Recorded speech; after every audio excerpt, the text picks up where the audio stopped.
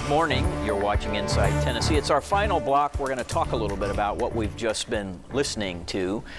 Growth is a wonderful thing if you can sort of control it, or at least plan for it, Don Bosch and Eddie Smith, and I guess that's what we're looking at right now.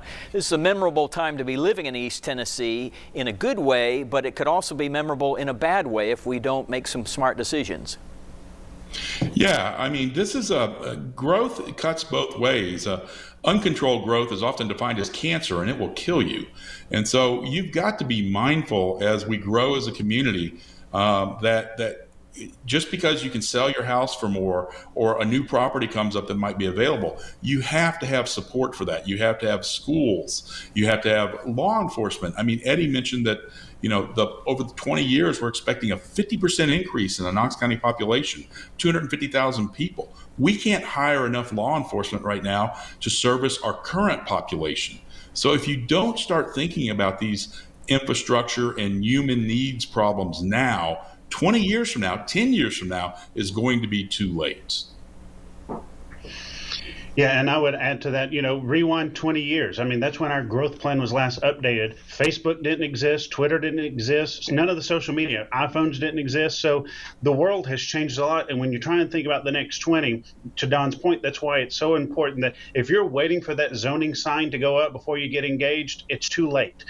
You need to be getting engaged now, contacting your elected officials, getting involved in your neighborhoods, and making sure that you're part of the solution that we're looking at for the next 20 to 30 years for our region.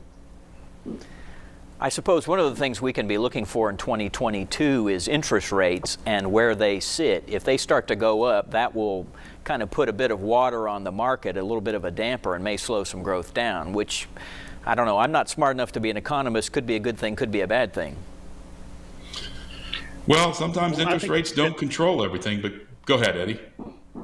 Well, I was going to say, I think it all depends. I mean, again, I mentioned earlier, Amazon's building that 1 million square foot facility. The number of people they're going to be hiring, Smith & Wesson, the Amazon at Easttown, where Easttown Mall used to be. So, yeah, interest rates could slow it a little bit. But again, I think if you just look at the trajectory, there's a lot of potential for just people continuing to move here over the next year to 2 years.